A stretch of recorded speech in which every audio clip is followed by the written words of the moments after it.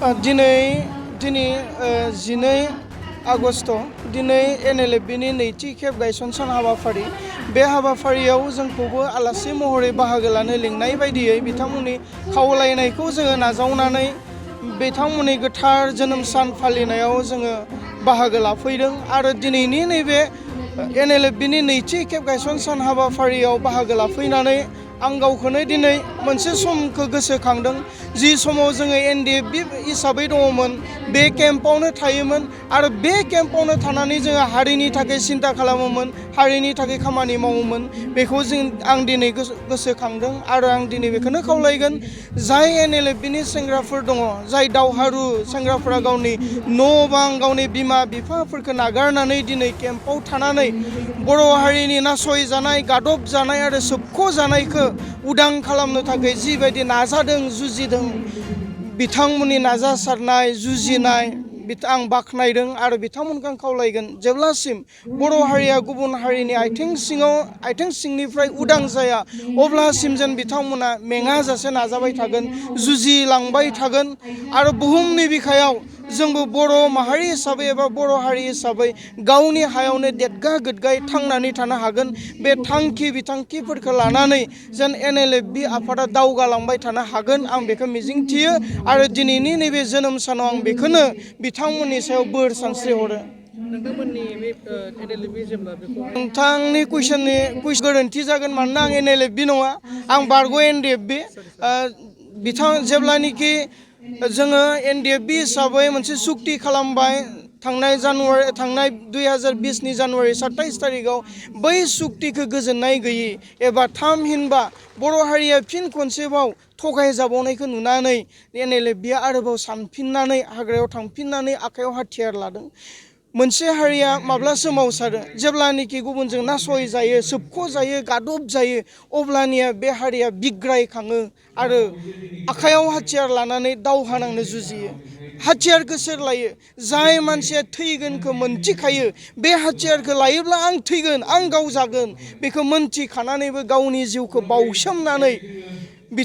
आखायाव हाथियार लानानै सोमावसारो। बेबायदिनो एनएलएफबि आफादाबो जे बर'आ आरोबाव एकर्डनि गेजेरजों बर'नि थार्ड एकर्डनि गेजेरजों थगायजाबावबाय बे थगायजाबावनायखौ नुनानै आखायाव हाथियार लानानै आरोबाव संग्राम खालामनायखौ जों नुबोनो मोन्दों आरो बैखिनि समायाव बिथांमोनखौ बुंदोंमोन जे नोंथांमोननि जि दाबि दावहा बे गासै दाबि दावहाखौ जोङो सरकारा सुस्रांगोन होननानैहा बिथांमोनखौ खोथा होनानै लाबोदोंमोन नाथाय दिनैसिम बिथांमोननि फर्मेल सिजफायारखौ सरकारा खालामनानै होआखै। आं बेखौ खावलायगोन दिनै आसाम गभर्नमेन्ट आरो भारत सरकार जे थाबैनो एनएलएफबिनि जि जानो गोनां फर्मेल सिजफायार एग्रिमेन्ट बेखौ थाबैनो खालामनानै होनांगौ आरो थाबैनो बिथांमोननिफ्राय चार्टार अफ डिमान्ड नाजावनानै पिस प्रसेसनि गेजेरजों सावरायलायनायनि गेजेरजों बिथांमोननि जि समायसा बर'नि जि समायसा जि गांनाय उखैनाय बेखौ समाधान खालामनो थाखाय आसाम सरकार आरो भारत सरकारखौ आं खावलायगोन।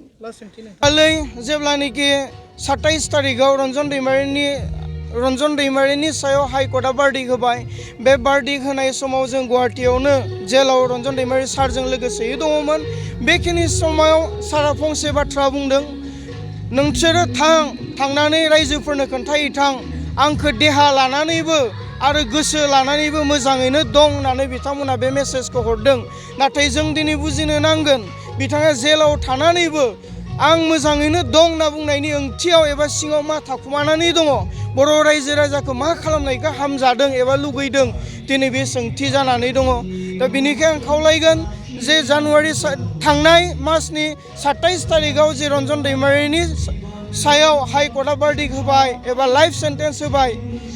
बे लाइफ सेन्टेन्स होनायाव बर' रायजो राजाफोरा दुखुल' मोननानै थायालासेनो जों मा बिबान लानानै खामानि मावगोन दिनै जोङो साननांगौनि सम जाबाय। रन्जन दैमारिखौ उदां खालामनोब्ला एकमात्र बर' हारिया रन्जन दैमारिनि मुङाव खौसे जानो नांगोन आरो जोङो नांसोमबावनांगोन जुजिनांगोन सरकारखौ जोङो नारसिननांगोन। दिनै सोरबाया बुंनो नागिरदों जे रन्जन दैमारिया गाव हारसिंनो एनडिएफबि नङा रन्जन दैमारिखौ लानानै बर' जाथिया थांनानै थाया सोरबा राजनितिक लिडारफोरा बुंनो नागिरदों। नाथाय जों बर' हारिया खोन्थिनो नांगोन जे रन्जन दैमारिखौ लानानै बर' हारिया जेन थांनानै थागोन बुहुमनि बिखायाव आरो बिथांनि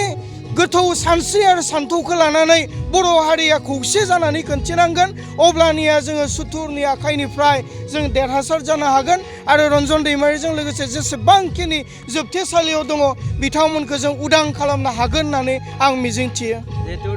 जोङो हैदिनखालि रायजो राजा एबा सरकारनिफ्राय माबा मोनसे मोननो थाखाय जोङो बन्द'खौ फोसावाखै जे रन्जन दैमारि सारा लाइफ सेन्टेन्स होबाय बिथांजों जोङो दुखु खालामफानाय हिसाबै जोङो सानसे न' सिङाव हाबसोनानै थानो होनना जों बन्द' फोसावनाय जादोंमोन आरो दिनैनि तारिखाव जोङो फैबाय थानाय समाव मोनफा मोनफा एजेन्डा लानानै जेलाव थानायफोरखौ उदां खालामनायनि खामानि जोङो मावलांगोन बैखिनि समायाव जुदि सरकारा जोंनि बिख'नायखौ जोंनि दाबिखौ खोनासङाब्ला फैबाय थानाय समाव चिरकालनि थाखाय बिटिसि आरो भारत सरकारखौ आसामखौ जोङो बन्द' होनाय गुगुना खालामनो बाध्य जानो हागौ बाक्सा जिल्ला खख्लाबारि हजुआ सकनि के रडजों थांनाय लामायाव थानाय एमबि रिफाइनिं हाउसआव मबाइल ग्लास गावनायखौ गोरलैयैनो फाहामनो हानाय गोदान असिए मेसिन लानानै फैदों नोंथांमोना खम बेसेनावनो गाव गावनि मबाइल ग्लास बायनायखौ एमबि रिफाइनिं हाउसआव फाहामनो हागोन